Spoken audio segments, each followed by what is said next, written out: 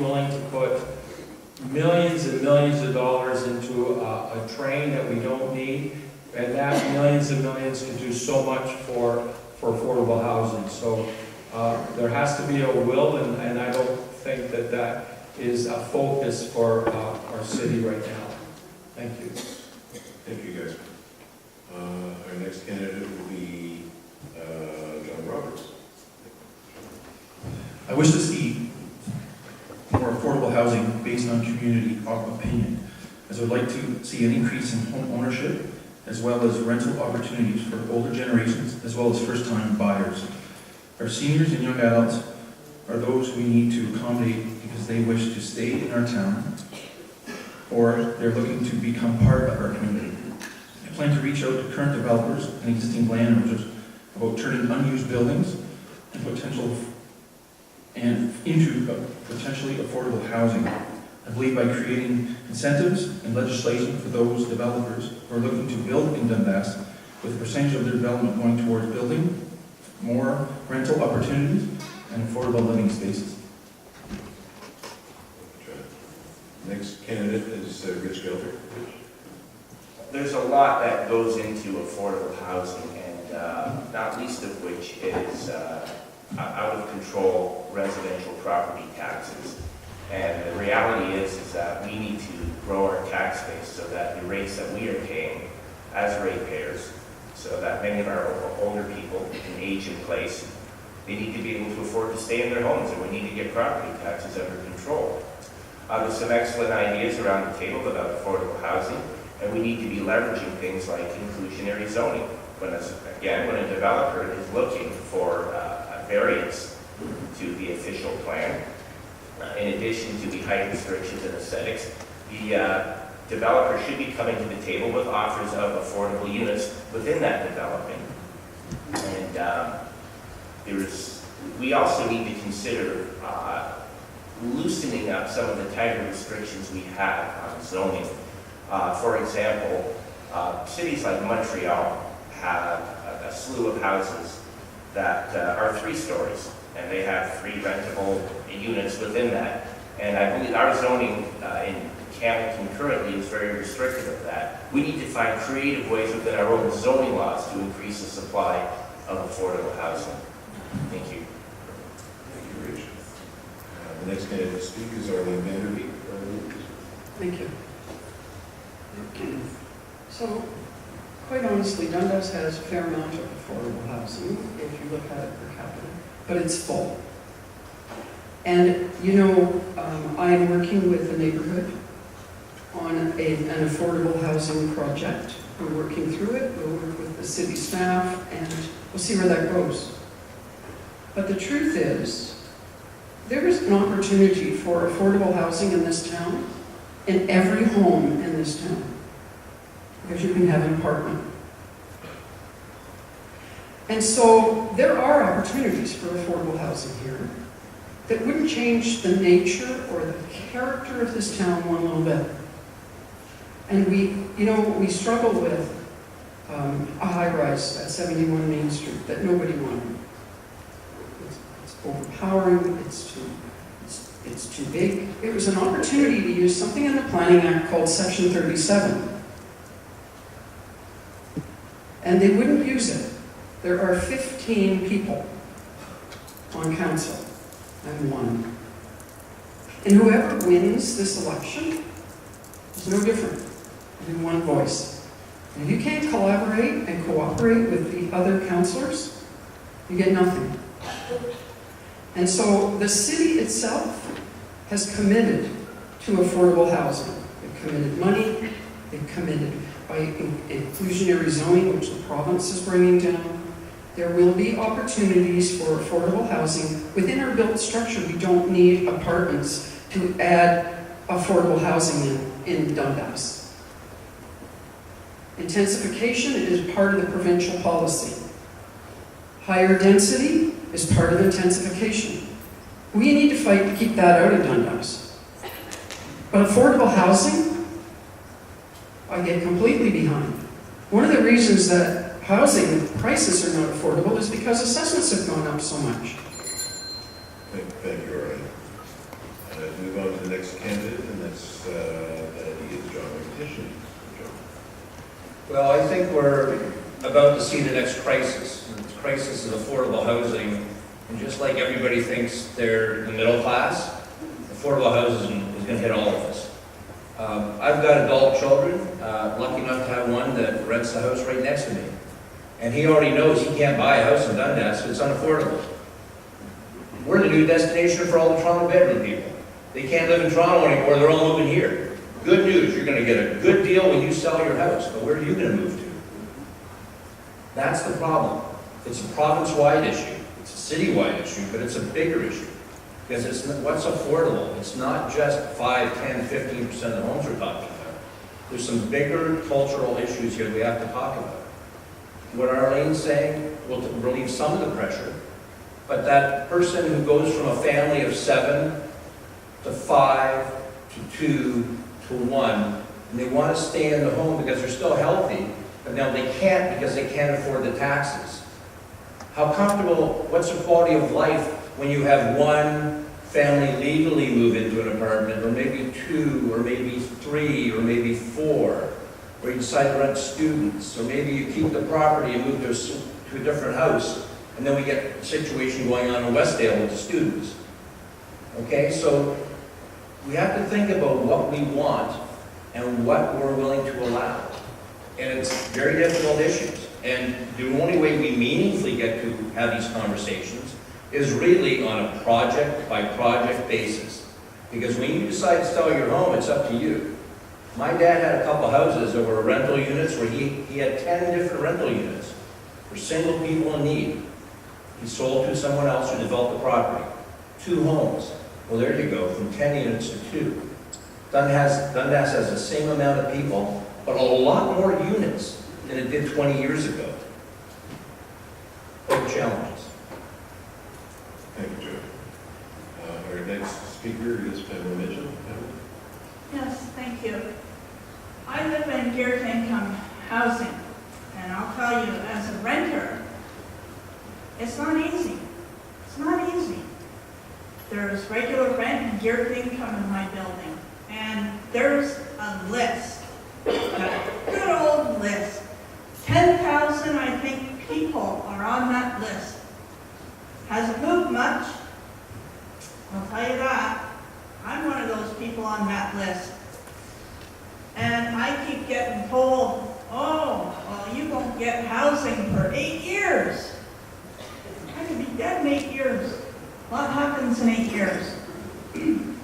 The thing is, it's all over. It's not just Dundas, it's Hamilton, Toronto, Star. What I would like to create is a housing registry for seniors only, 55 and older, for 19 up to 54. A housing registry, that will work. And I would like that cemetery gone. That area should be built a senior center and senior housing built on top of that center. For 55 and older, I'd like to see co-op housing, geared income housing, regular rent housing. I want caps put on regular rent housing. It's ridiculous that landlords get the choice of, oh, I'll rent it for $2,000. Hey, look, Mickey Rourke's coming, we'll rent it for $500,000. The next person will rent it, hey, $10 million, why not?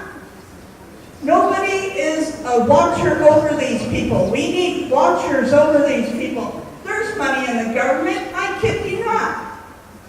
I've asked the government because I want to build my own co-op housing apartments. There is money there. Let's not fool ourselves. Let's build another condo and we'll get maybe $2 million.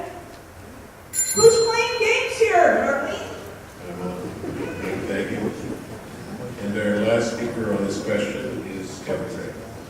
Thank you very much. We've heard how Hamilton is focused on affordable housing. Make no mistake, the city of Hamilton doesn't give a damn about affordable housing. And I'll tell you why. They're developing this LRT to the center of town, which I am not supporting. To do that, they've expropriated 85 properties along King Street. Many of these properties were affordable housing. They're rental units, $700-800 each. Those people are, I guarantee you, they're not finding other units in Hamilton for $700-800. They don't exist. My two older kids both rent. One up on the mountain, one up in Freelton. It's expensive. Affordable housing is not a quick fix. We've had higher revenue prices come for our homes. I look at my house and I think, is that affordable housing? Absolutely not. Because as soon as I look at my tax bill, it makes me sick. Our council in our city decides to put up our tax bill. We need the cap. We need to start things at home here. We need to look at property taxes, which is an issue. The development downtown with these condos are $700,000, $800,000, $900,000 condos. The developers are the only ones making money on that. So how does that affect us? We've got to look at what we can do within our region. We've got a larger senior population in Dundas than we have all across Hamilton. We can look at things that are being done in Europe, where seniors that retain in their house get a discounted property tax. That's pretty exciting, and it's outside the box. We need to look at what we can do. We need to look at smaller units. We don't need 3-bedroom bungalows for young people or for older people, smaller units. We can look at the communities we're in. Are they walkable? Do we have grocery stores to get to if we're having affordable housing? There's so many dots that connect. But the first thing we need to do is look at what are our options than just saying we need affordable housing. Thank you.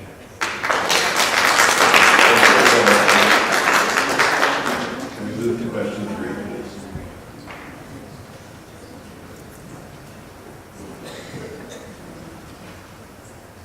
Question 3 is on transportation and connections.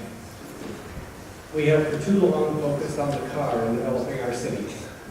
Improved sidewalks, building entrances, cycling lanes, and public transit will increase social connection, health, and independent living.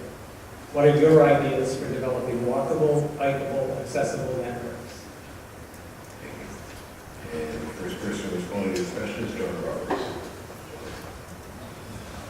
I'll just start with the LRT. I don't agree with the direction of the LRT.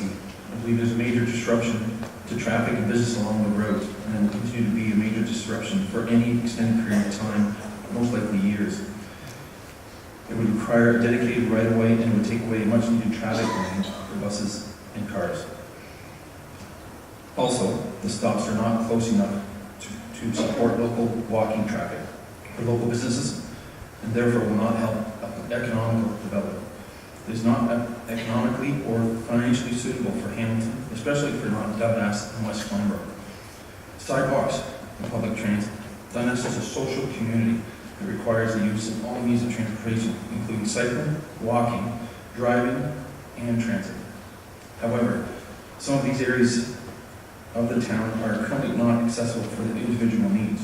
I hope to improve these sections of the city to create a safe and comfortable access for all. Person is John McIntyre. John. I think you got where I am on the LRT, right? No LRT, $800 million to spend on other things.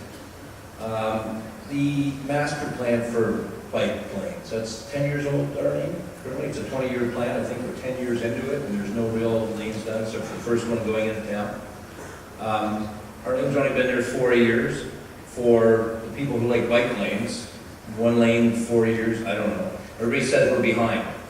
So there's good reason for that, and that's because they're not spending the money. Hamilton Council has this great, they have a bunch of games they play, but one of the best is, let's create a list, put it on there, and look like we're doing something. So there's this master plan for bike lanes that's got 10 major projects on it for Dundas, but we don't have the lanes. We've got some in the city. We've got this plan for an LRT. But let me ask you a little crazier question. Can I have a show of hands? Let's see if I can wake you folks up. Can I show of hands here how many people have a car and use it at least once a week? Oh, so I'm not alone. Okay, the reason I'm asking you that question is, yes, we use our cars We use our roads, which is what the roads were built for originally. We have sidewalks, not on all our streets, by the way, only where we decided at some point in time as a community that we needed them. We need to be a little bit more creative. There's a new thing in town. I'm not sure if you've heard of this game. Everybody gets a stop sign, right? How do we make it go? And I'll tell you what the game is next year. Everybody gets road bumps, okay? Making people go crazy and insane is not the solution. Okay, we need to work together as a community. You have speeders, let's find them, let's catch them. Let's put bike lanes where they make sense and build a network, not on a piece of paper, but on the roads. And let's share the road truly. Thank you, John. Now, you're running people, please don't clap after say our applause at the end, please. Got to get through the schedule here. The next speaker is Casper. Okay, bikes and pedestrians. The only way I think that you can have some safety for bikes is if there's a segregated bike lane. Even having a line on the road is not always the best, but the most important thing is that they're continuous bike lanes, that they don't just end and then you're back into traffic, because that will not get people to go out and ride their bikes. One interesting thing on pedestrian safety, I was in Quebec City last summer, and they have signals there where there's one signal where people walk in both directions, even diagonal. And then there's a signal for movement in one direction for cars, movement in the other. What I really liked was when the cars are moving, people are not moving. And it seems that what a perfect way of doing it. Now, you might think that it takes that much more time because we now have 3 single priorities. But I can tell you that as soon as it was time for the cars, everyone can make a right-hand turn lane without wondering if someone was going to step off the sidewalk. So I found that the traffic actually cleared that much quicker, that you kind of make up some of that time. And with bicycles, there's places in Europe where they extend their sidewalk and leave a 3-foot marking on the sidewalk for bikes. As long as they're not in direct contact with vehicles, it's a safe place to be riding your bike. So we need to look at things like that and have some real improvements in safety for bikes and pedestrians. Thank you, Casper. Our next candidate is Rich Gilbert. Rich. Well, I can tell you what else we have in terms of this issue of walkable, bikeable streets. We have a climate change crisis. And unless we start doing something about getting fewer cars on the road, we're not going to have any streets left to walk, bike, or even drive on. The time to act is now. I come from a family of 4 people. We have 1 vehicle and 7 bicycles. I'm a regular transit user myself. I see the value of public transit, and I also see its deficiencies on a regular basis. We need to be investing more in public transit, and it is my belief that that starts with the BLAST network and support for the light rail transit project in the McMaster to Eastgate corridor. I'm proud to be the only candidate here that supports LRT. This is a transformative transit initiative that will be a positive for our tax base and for our development priorities. The cost of it is similar to what we're running the buses right now. We're doing all sorts of crazy figures. I have some actual figures if you're interested. But we need to be investing in public transit and redeploying the fleet so that we have better transit here in Dundas. We need to be considering transit for places like Greensville as well.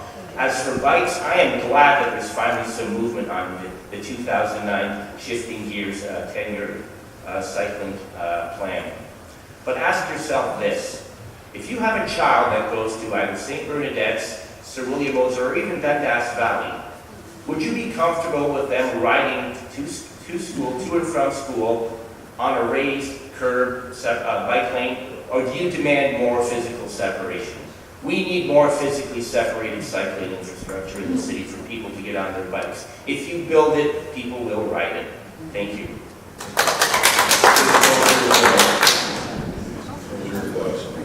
The next candidate to speak will be Arlene Vanderbeek. Thank you. So I agree. We need better transit in this city. We need to get the ridership up. We need to implement the glass system. And I'll tell you that personally, I'm not sold on the LRT.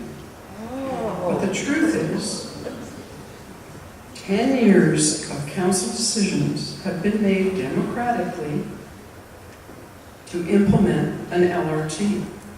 And we were offered money from the provincial government for nothing but LRT. And that's what that decision got made on. And the only positive yes vote from me on LRT was about sending revisions to an environmental assessment that had already been done and paid for and approved, and revisions that had been paid for to Toronto. So it didn't impede the continuation of what Metrolinx has been charged with doing by the provincial government to implement an LRT in Hamilton. I get all the cons. I listen to the pros. No one has a magic mirror to tell them what's going to happen. But we all know that it's problematic. So I want to talk a little bit about cycling in Dundas. So just to respond to one of my colleagues here at the front, Governor's Road that project is implementing segregated, safe lanes behind the sidewalk. And I will commit to you that the lanes that go into Dundas need to be safe. And I will commit to working towards that on a plan that works for Dundas, that respects the parking that we need and the riders that need to ride on those cycling lanes. And I would be happy to talk to you later about the new cycling plan that's coming forward, that's been vetted by many stakeholders, including Cycle Hamilton, people from Dundas, that I'm happy to talk about. Thank you, Robin. And our next speaker